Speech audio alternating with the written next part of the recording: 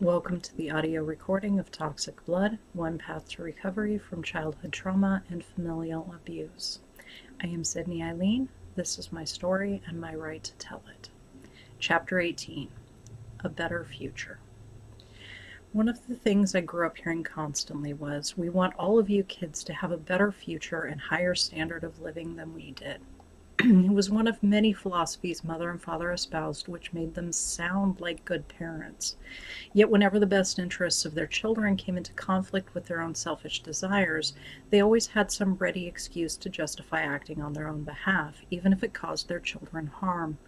It is honestly astounding how many actions they took which either directly endangered my quality of life or actively sabotaged my ability to have the bright future they promised they wanted me to have.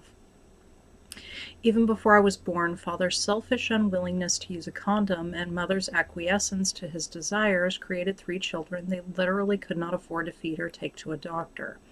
When I caught strep throat the first time, it is a wonder I did not die due to their delays in getting me to a doctor, and I do blame them for that. There may be a huge number of poor people who cannot access health care for reasons outside of their control, but that was not the case for my parents. Their bad situation was a direct result of their lack of planning and thoughtless pursuit of shallow pleasures. It genuinely boggles my mind that Mother was too embarrassed to apply for welfare until I filled the refrigerator with literal mud pies. But she was also not the least bit embarrassed to seek sympathy from strangers about my lack of medical care and near death from strep throat. Years later, she admitted that she had no sympathy for people on welfare until after she herself needed it. She admitted the experience was humbling and eye-opening, and yet it seems strange to go from callously looking down on poor people to expecting that any stranger would give her sympathy should she bemoan her financial troubles. At one point, she had been that callous stranger, so she must have been aware that sympathy was not guaranteed. I suppose anyone who responded poorly to her efforts at fishing for sympathy got filed under not enlightened or self-centered, providing a nice little ego boost of moral superiority at the confirmation that she had learned better, and they clearly had not. Despite that, I am certain her public admissions of her financial woes were never about advocating for the poor or changing society for the better, or she would have at a bare minimum spoken out on behalf of all poor people and voted for politicians and measures which were supportive of social change. It was there when she needed it personally, and after that it was no longer her concern whether or not those social safety nets were strong and accessible.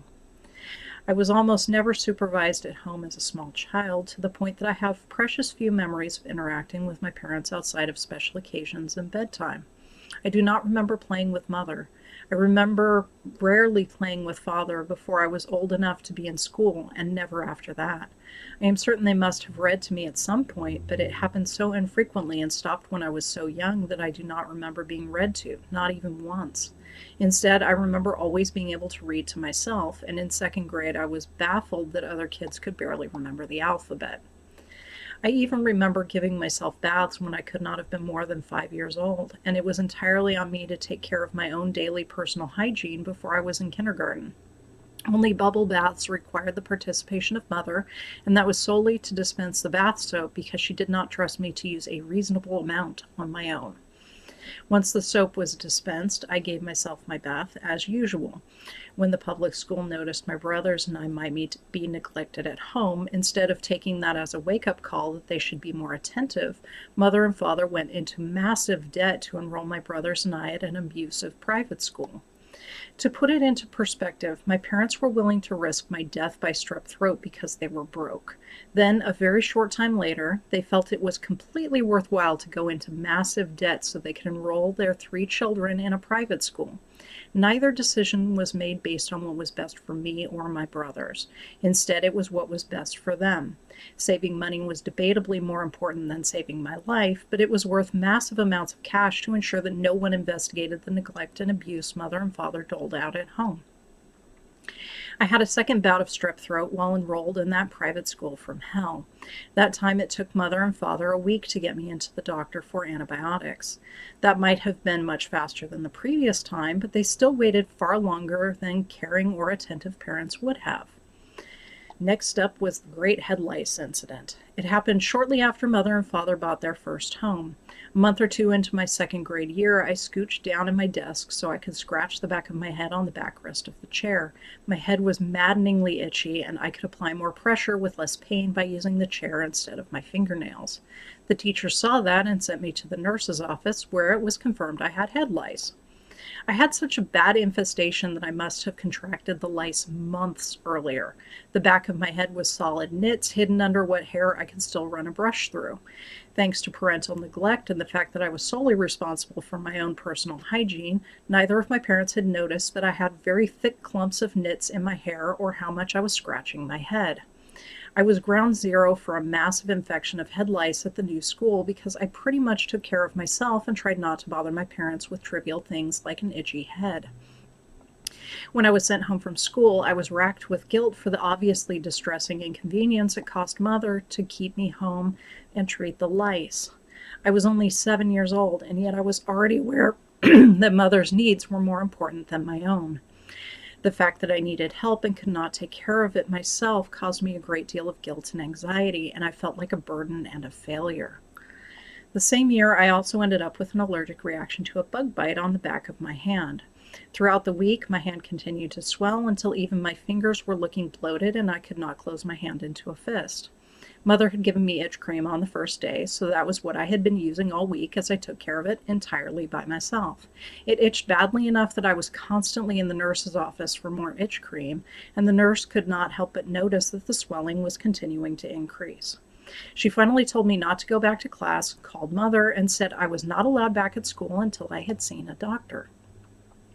I do not remember exactly what Mother said about the whole situation, but I do remember feeling that the ordeal was a horrible inconvenience for her, and maybe I should not have been getting itch cream from the nurse.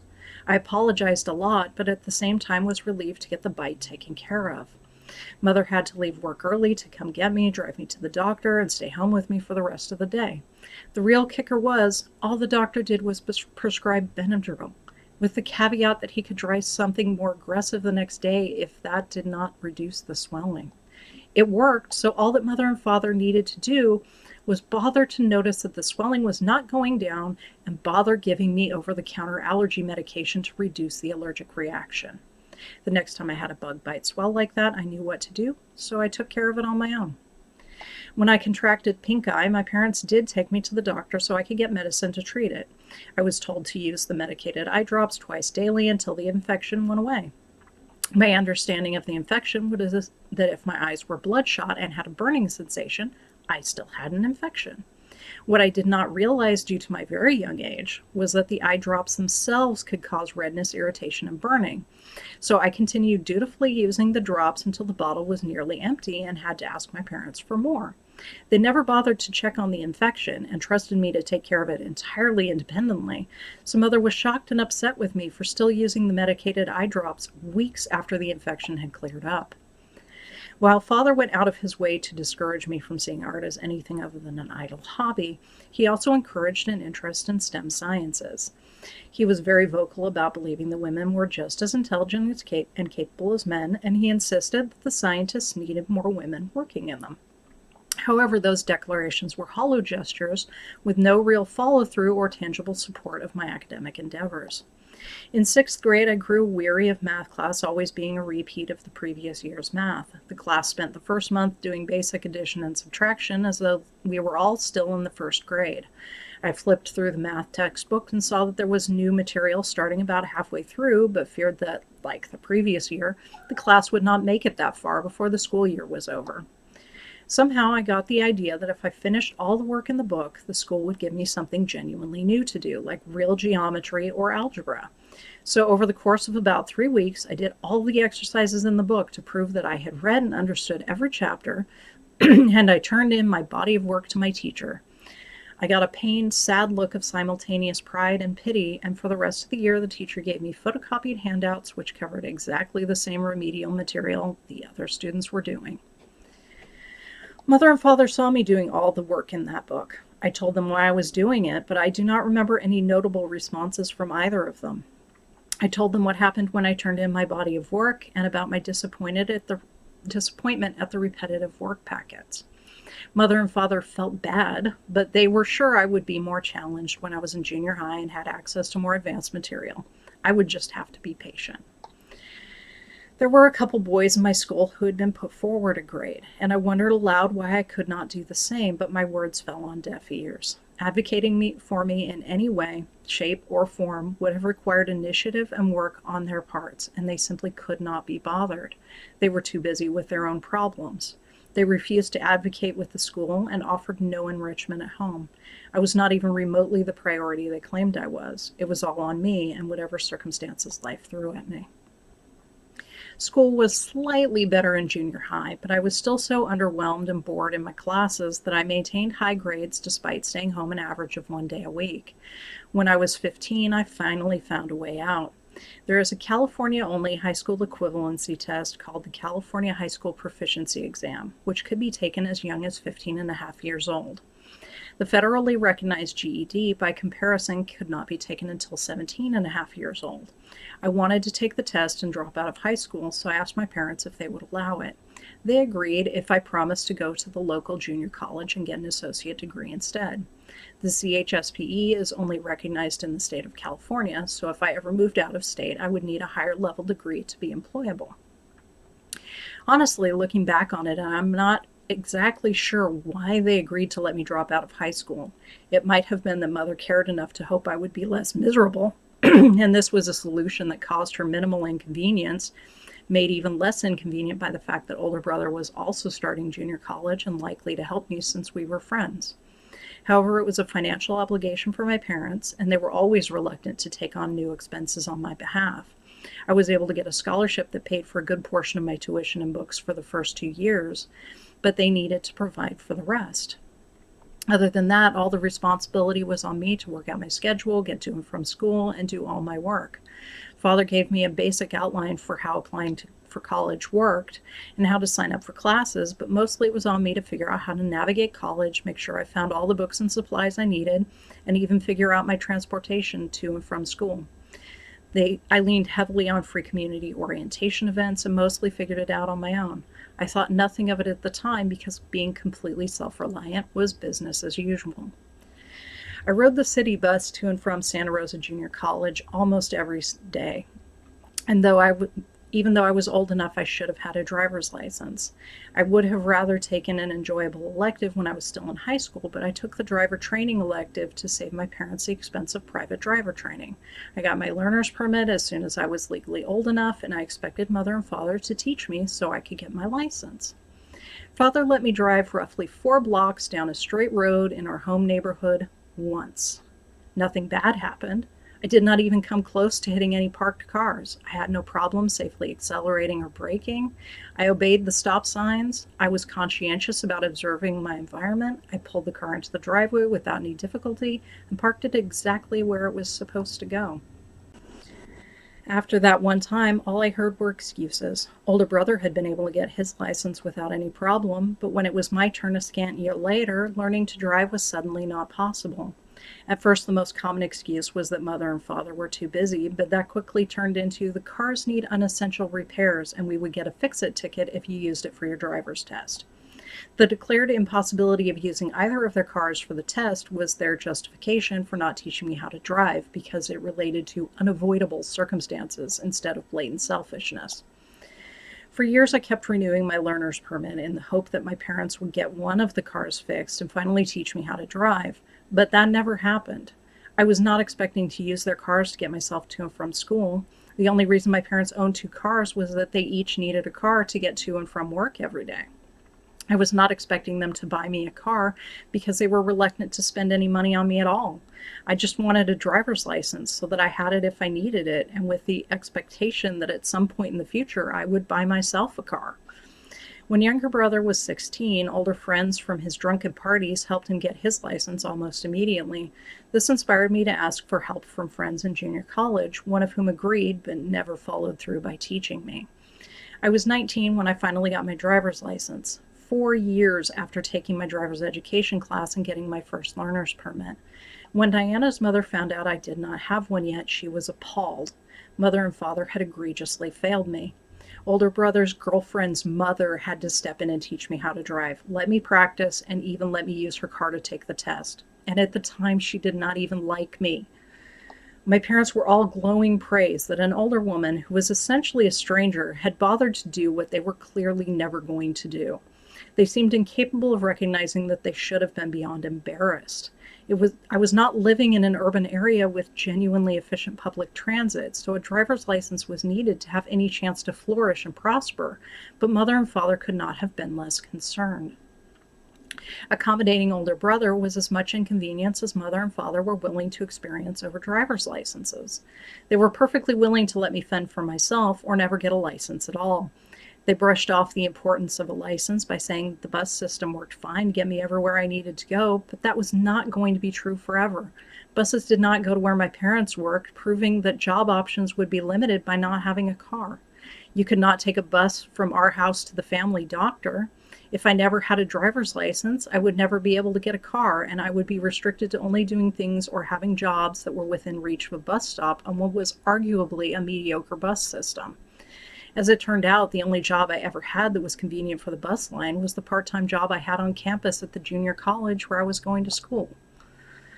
The first full-time job I got was as a contract worker at the same company where mother worked, so I was able to commute to work with her. However, not having a license or car left me with no possibility of changing jobs or working hours that were different from her own, and as a contract worker, neither was a long-term guarantee. Diana's mother even helped me get my first car so I would have options in my employment. Again, mother and father were happy to praise her for her selflessness without any apparent self-awareness of their own glaring failures as parents. I suppose that was necessary, since admitting embarrassment would have been included admitting their shortcomings. By instead heaping on the praise as though the bare minimum was extraordinary, they could continue to deny any wrongdoing or failure. My entire life, I remember father emphasizing the importance of going to college. He hated his job as a machinist and outwardly blamed his fate on the fact that he did not go to college. He verbally insisted my entire childhood that his children needed to go to college to have good futures. When I was a teenager, the corporation where mother was working as a secretary restructured, and she took a buyout so she could go to college. My parents billed it to their children as a way to better provide for us once we were ready to go to college ourselves. A couple years later, mother graduated from a state college with a degree in human resources. Instead of finding immediate solid employment in a field she enjoyed, she bounced between several jobs and finally landed in insurance adjustment. Then, without mother or father having made any preparations or plans to help us with college, all three of us were college age. My brothers and I all attended junior college after high school. The reasoning was that junior college was a less expensive place for us to get our general education classes out of the way, and it would give us the opportunity to figure out what degrees we wanted to pursue before transferring to universities. In 1995, I started attending Santa Rosa Junior College. In 1997, I received an Associate of Science degree, and in 1999, I finally made arrangements to transfer to UC Davis. My parents were great about paying for my books and classes at the junior college level, but the grand total usually came to about $400 to $500 per semester, most of which was covered by a community scholarship during the first 2 years. Also, I was able to attend while still living at home, which greatly reduced living expenses. Paying for an actual university was another issue altogether. I knew it was going to be expensive, but my parents had always emphasized that getting a college degree was of critical importance, and they had always said they would be there for me if I needed them, so I assumed they would want to help, at least a little. I had a decently good paying job in database design, but I knew that as a woman I needed to be more qualified than male counterparts who applied for the same jobs. If I wanted to be competitive, I would need the validation of at least a bachelor's degree. I brought home the FAFSA form, Federal Application for Financial Student Aid, and asked my parents to help me fill it out. As someone under 24 years of age, the federal government expected that my parents would be contributing to my educational expenses. Their financial information was needed so the government could assess their expected contribution when deciding if I qualified for federal loans and grants and to determine how much money I was entitled to. Even private student loans at the time usually based their decisions on that form, and there was a checkbox to indicate if you wanted to be contacted with private loan offers. My parents flat refused to fill in their financial information. They were especially unwilling to state their gross income, even verbally. I think Father gave some flaccid excuse about how student loans were a complete racket and I should not take out any, so he was doing me a favor by refusing to fill out the form. The hypocrisy of them having taken out some student loans to help pay for Mother's college education was not lost on me. My parents also said that they were financially completely incapable of helping me directly with college expenses. They were so sorry. But the government would see their income numbers and not believe them. I implored Mother and Father to fill out the form. Just as important as student loans, that form was also the first step in applying for most grants and scholarships, which included a financial need component. If the form was not filled out completely, I would be automatically disqualified for most grants, scholarships, federal loans, and private loans. My parents had just put Mother through college. They had so many expenses, including paying off her student loans. They swore they did not make much money. They were broke in any practical sense of the term, but not broke enough for the government's taste. It was a foregone conclusion. They declared there was no point in filling out the form because even if they did, I was not going to qualify. I was screwed. I filled out the form as best I could and turned it in anyway. But with the form incomplete and their information missing, I did not qualify for any aid of any kind. The only way I was going to be able to go to college was if I paid for it all myself, including living expenses out of pocket and with credit cards. Even Father's sister that had become a lawyer, who many years prior had promised to help pay for my college, was conspicuously absent. So I made arrangements with my employer to work remotely and went to college anyway, expecting that I would have to pay for it by working my way through college. Between full-time university and full-time employment, I had no free time to relax or have fun. Some people may be able to weather that kind of stress, but I was not one of them. By winter, I was completely burnt out, lost my job, had to drop out of college, and was rapidly accruing a pile of credit card debt. I scrambled to try and salvage something out of my life, applied for any internet-related computer job I could find since that was where I had the bulk of my work experience, and racked up more credit card debt. The one computer job I was able to get did not last very long, and I moved on to service industry jobs so I could pay the bills. The damage was done, however, and I was staring at a pile of high-interest credit card debt I had no hope of paying off on minimum wage employment.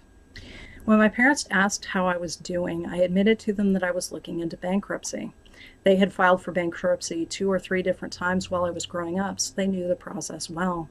I expected them to give me some advice about how to complete the process, but instead they told me it would be a huge mistake to declare bankruptcy when I was just barely starting out in the world. They suggested credit counseling, but I had done the math, and I knew I simply did not have the spare income to pay down the debt, no matter the minimum payments offered. I was hand to mouth, paycheck to paycheck. To my incredulous surprise, my parents offered to take on my credit card debt for me. I am not sure if something had dramatically changed with their income, or if this was the result of the income numbers which they refused to put on my FAFSA. But they were particularly flush with cash. Now that all their children were out of the house, they were spending frivolously and conspicuously. Father had even talked Mother into learning how to ride a motorcycle, and they both had flashy and expensive bikes they were tooling around on for fun. I had long been conditioned to avoid being a burden, so I initially refused. I had racked up the debt trying to do something I knew I did not have the money for, and I could pay the price for that on my own. But they insisted, and since my only personal option was bankruptcy, I accepted. As promised, they paid off my debts. It was nice of them to help me out with the debt, but it would have been nicer if they had been there to help in the first place. It would have been better if I had not incurred the credit card debt at all and I had been able to complete a university degree. It would have been best if they had been willing to fill out the FAFSA so I could have gotten financial aid and found a less stressful part-time job to help with expenses, instead of trying to keep my full-time job and burning out. It may have only been a few $1,000s, but I suppose my parents deserve some credit for helping me clear my minor debt after that college education Father always emphasized had been flushed down the toilet. After all, it is entirely reasonable to want to enjoy the fruits of your own labor, and I suppose by the time I was 18, they were rather tired of spending it on someone else who was not as important to them as themselves. Shortly after I attended UC Davis, younger brother started attending San Francisco State University. He was living in the dorms on campus and had a student job on campus. My parents insisted that they were fair and did not have money to give to any of us for college, but the numbers simply do not add up. There is no possible way he could have paid for school, living expenses, and social expenses entirely off a student job on campus, especially in a city as expensive as San Francisco, even if the school itself was less expensive than UC Davis. On campus student jobs did not pay nearly enough for that and often had reduced or 0 hours between semesters. I think it is likely that mother and father directly supplemented younger brother's college expenses, and it is possible that he received financial aid and kept it secret. That secret would have been necessary to maintain the illusion of fairness, since him receiving financial aid would have required that they fully fill out his FAFSA, an action they specifically denied to me. That kind of deception would have been perfectly on brand in a family which always cultivated the appearance of fairness while significantly favoring the boys, especially younger brother.